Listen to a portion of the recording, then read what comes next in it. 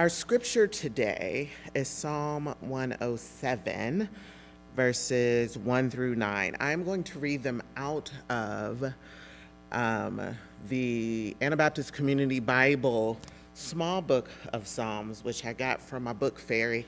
And I didn't know Mitch was coming today, so I didn't just bring it to sew into getting more books. I really already had it with me, and it's a surprise that he's here. So Psalm 107 reads, "Give thanks to the Lord because he is good, because his faithful love lasts forever." That's what those who are redeemed by the Lord say, the ones God redeemed from the power of their enemies, the ones God gathered from various countries, from east and west, north and south. Some of the redeemed had wandered into the desert, into the wasteland. They couldn't find their way to a city or town. They were hungry and thirsty. Their lives were slipping away. So they cried out to the Lord in their distress, and God delivered them from their desperate circumstances. God led them straight to human habitation. Let them thank the Lord for his faithful love and their wondrous works for all people, because God satisfied the one who was parched with thirst, and they filled up the hungry with good things. Psalm 107 opened with, "Give thanks to the Lord." This psalm gathers stories of people in very different situations, wandering, thirsty, hungry, yet God meets them where they are. There is a variety. It's not a single collection of stories, it's a chorus of them. When I chose this passage to complement the stories that Kathy and Kelven and Ian would share, not knowing what they would be, I was still holding our last service of stories from my heart. But this morning I was made even more grateful for it. This morning I was on Substack, and I read a blog by Dr. Shaniqua Walker Barnes. She is a theologian. And she was writing about Jeremiah 29. I have had to spend a lot of time in Jeremiah. That was the exegesis I had to turn in last week. I sent Mitch a text and I said, when I drop out of seminary, you tell everybody it was Jeremiah. I still weep at that. But her reflection reminded me that as an African-American descendant of the transatlantic slave trade, that I am an exile too. That as I read the Babylonian exilic period and I read of the Persian exilic period, that I am still experiencing exile of my own. That made Psalm 107 come alive for me in a new way, and it reminded me that depending on your lived experience and the state of this current world, you might feel like an exile too. And so today we will hear poems and passages, prose and readings. And I want you to also not think of those as a single note. You are not being asked to agree or disagree, to join or not to join. But together we will get to testify to God's presence in the wandering, in the hunger, in the thirst, in our grief, and in our exiles, but also in joy. Each reading today may be different. There may not be a thread that weaves them all together, but sometimes life is messy. And like one of my favorite meals, shepherd's pie, the only thing I let all my food touch together, sometimes it works out.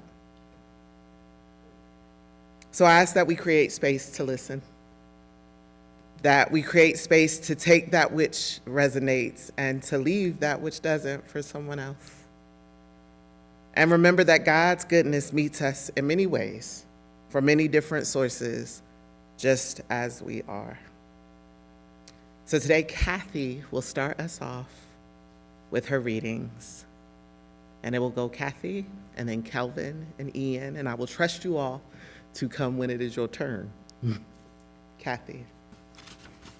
I'll even clean up a little for you. I got a lot going on up here.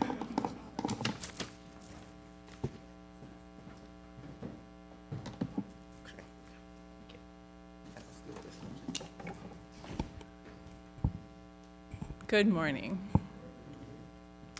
After agreeing to share my favorite piece of writing, I realized I currently didn't have one. I kind of had that a little bit backwards. But this realization brought two questions to my mind. What is it going on in my life that I currently don't have one, since I am a word person?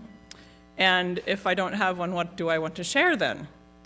As I reflected, I realized I am in a bit of an in-between place, a place of unknowing and hopefully in some time in my future knowing. So in my unknowing space, I decided I would return to two poets that I return to again and again in my life. So this morning I will be sharing about and reading from Hafiz and Mary Oliver. Hafiz lived in the 14th century and was one of the finest lyric poets of Persia. Mary Oliver lived in eastern United States and was said to be the best-selling poet in 2007. Obviously, these two poets had vastly different life experiences. Yet their words and wordsmithing often make me laugh, send me into a field of imagination, and pull me into wonderment. In addition, their writings counter two beliefs that I grew up with that are problematic to me, were problematic growing up, and continue to be problematic. So they're refreshing to me in that way. The first belief, for those of you who know me, they both are connected to Earth. The first belief, that we are stewards of Earth, and in that, we not only have the right, but also the responsibility to use Earth for humanity's benefit. Said another way, anything's value is only for us, and it is our job to use it as we see fit. Second belief that I find problematic, since we will be leaving this world and entering another when we die, what we do to Earth does not matter, and in fact, destroying it might bring us closer to that promised day. These are two beliefs that I would have grown up with.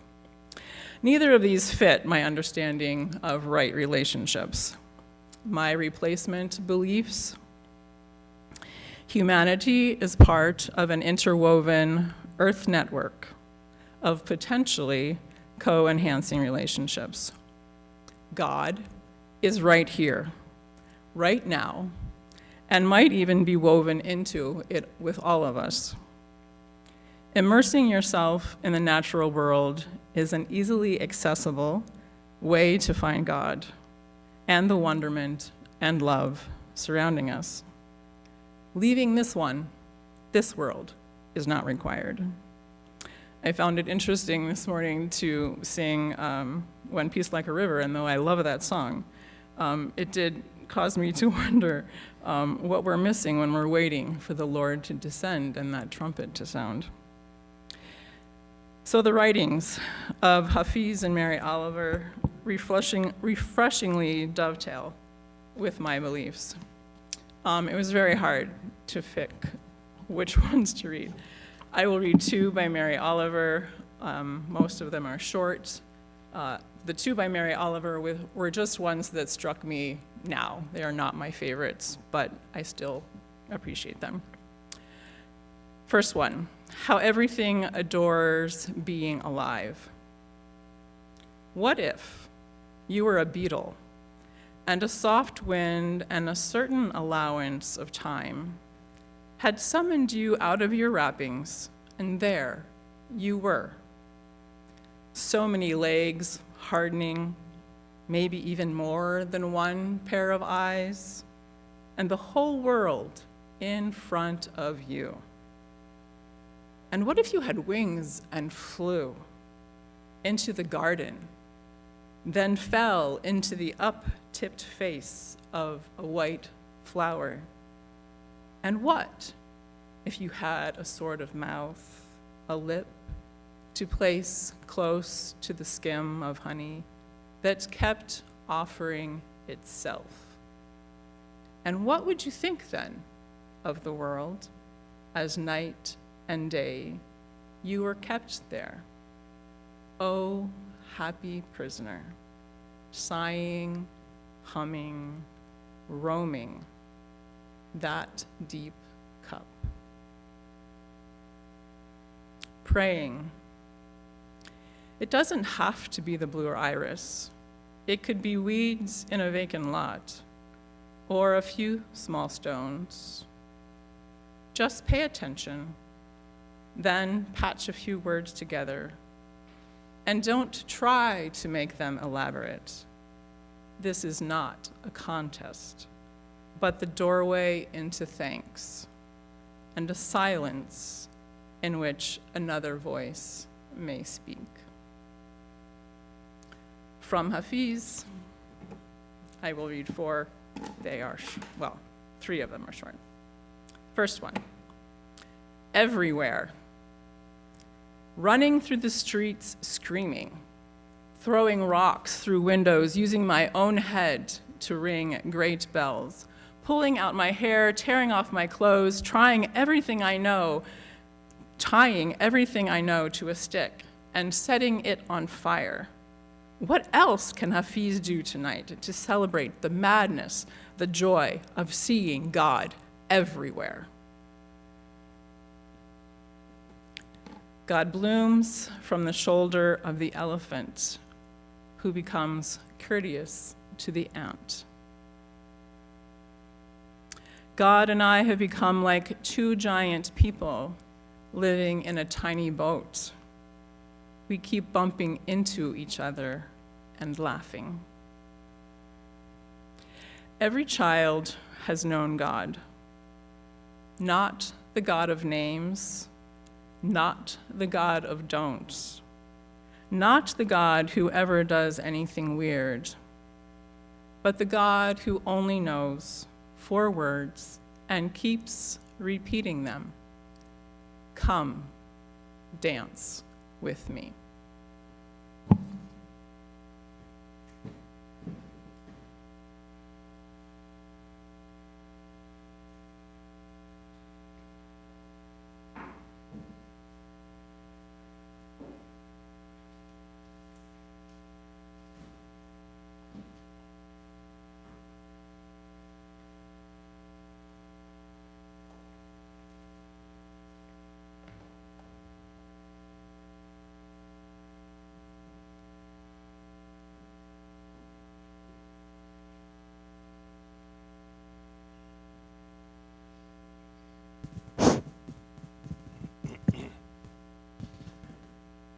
Almost always when I come before the church, I don't know what I'm going to say. And that's been the case these past 10 years. I had an experience here, talk with Pastor Shauna just immediately before the service, that I wanted to read some poetry, and some of this I wrote a long time ago. This one, titled, Do I Dare to Read of Mary Oliver, I wrote 5 years ago.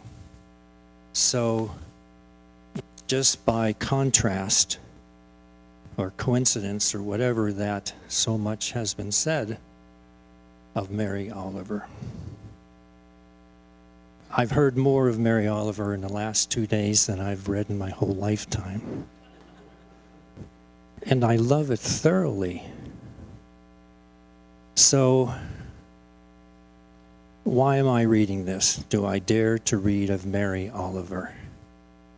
It's because something inside me wants to have the unique experience of looking at nature and seeing for myself. So that's my introduction. And all these pictures I took at different places. The first one here is Westlake.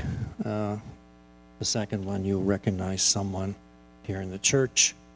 The third one is, well, there's a butterfly, and then there's a heron. These are all sites around Kansas.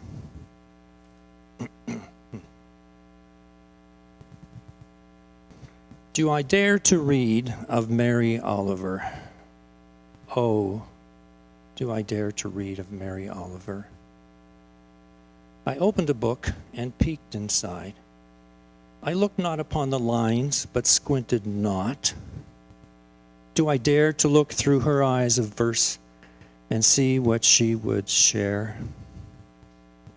Nature I see boldly every day as it dawns fresh and new to me without her help. I see today anew, covered not from others' works, but as the inspiration from my own emotions felt. The elements keen on my senses of the breeze, the dirt, and the sun, they touch my face. Do I dare to look through Mary's eyes and risk? My cherry sight now is a discovered virgin's view. Is that not enough for me? Slide.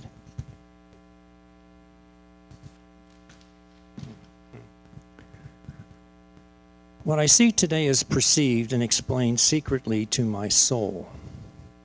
Do I dare to read of Mary Oliver? Like a story read from the beginning to the end, although not labored through. My own adventure, would it be cast as true and be taken in as eloquently? Just like a fine cup of tea steeped and made ready for me.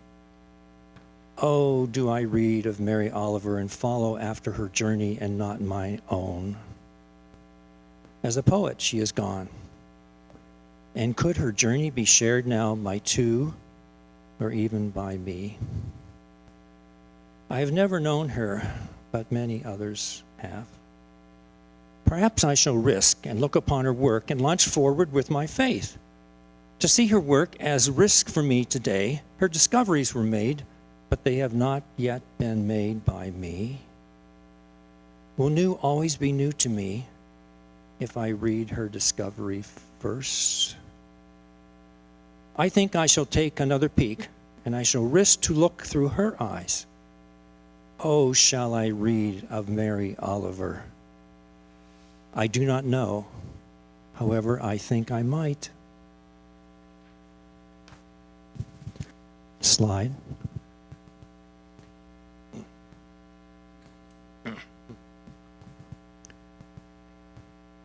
The pause.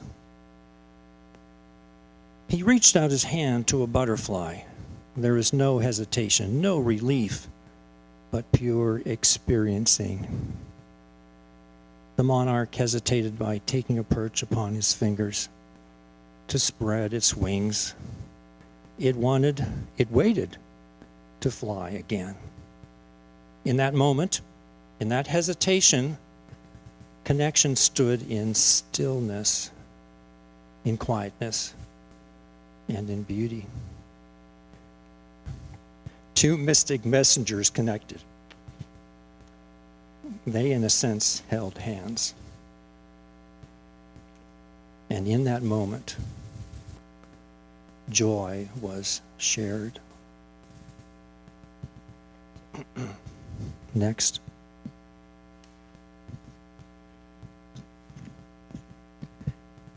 This person might look familiar because this is Brenda, and this is on Marion Lake. Thoughtful quandary, emptiness. Suspension of thought. Is this possible? Perhaps between thoughts the gap appears.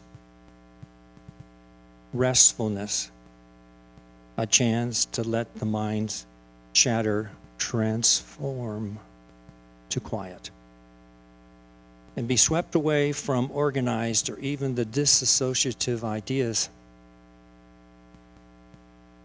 A time to take a breath, hold that measure of air, and release effortlessly. Then another. Choose again the direction of your mind. Choose thoughts clearly now, but with elegance. Next.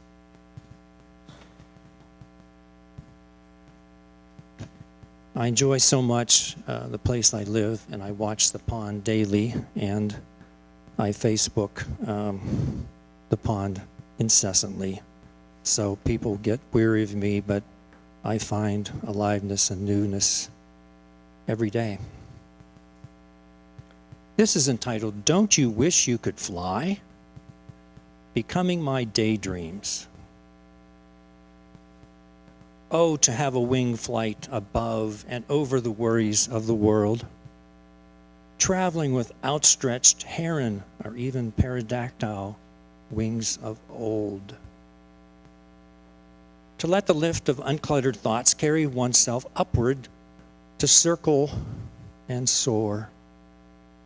Then everything would seem so small, while currents are felt under the massive spread of unfolded arms. With vision keen, even the slightest disturbance is seen upon the waters and the land below. There it is.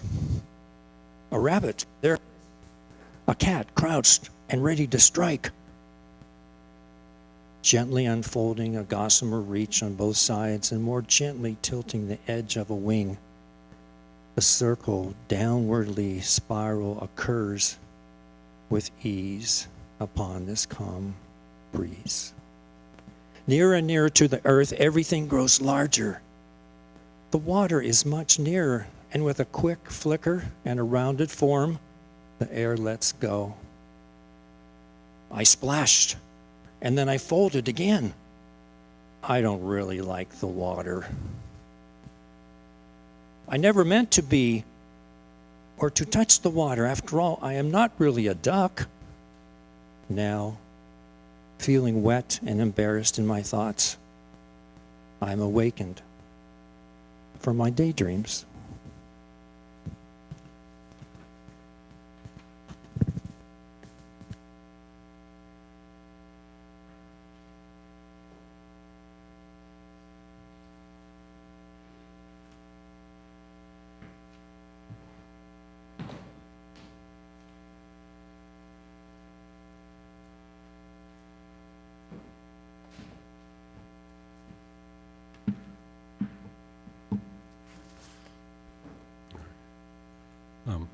I don't really write a lot of poetry, and I feel like if I did, though, I Facebook the pond incessantly would definitely be a line in my poem.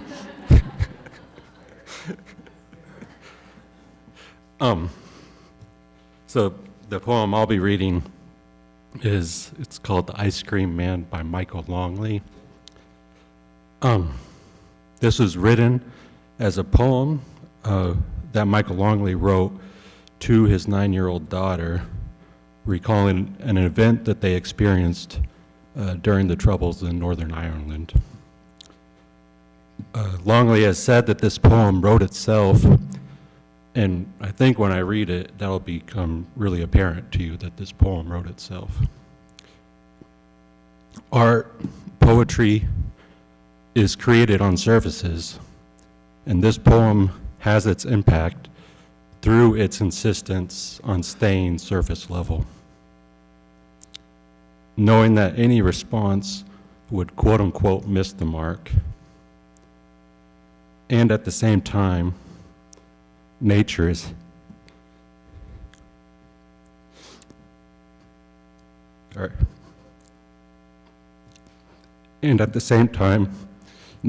healing. And at the same time, this poem aims to be a prayer, and it doesn't quite make it. And at the same time, it embodies the feeling of desperation, of wandering, of exile, that is part of living with death. And at the same time, the ice cream man's mother wrote Michael Longley, telling him what a tribute to his memory this poem was. And at the same time, and at the same time, and at the same time. There is a wholeness to this irreconciled poem that is transcendental. And just one vocabulary word, the Burren is mentioned in this. That's a rocky landscape on the west coast of Ireland that also apparently has many plants. So, The Ice Cream Man by Michael Longley. Rum and raisin, vanilla, butterscotch, walnut, peach. You would rhyme off the flavors. That was before they murdered the ice cream man on the Lisburn Road. And you bought carnations to lay outside his shop. I named for you all of the wildflowers of the Burren I had seen in one day.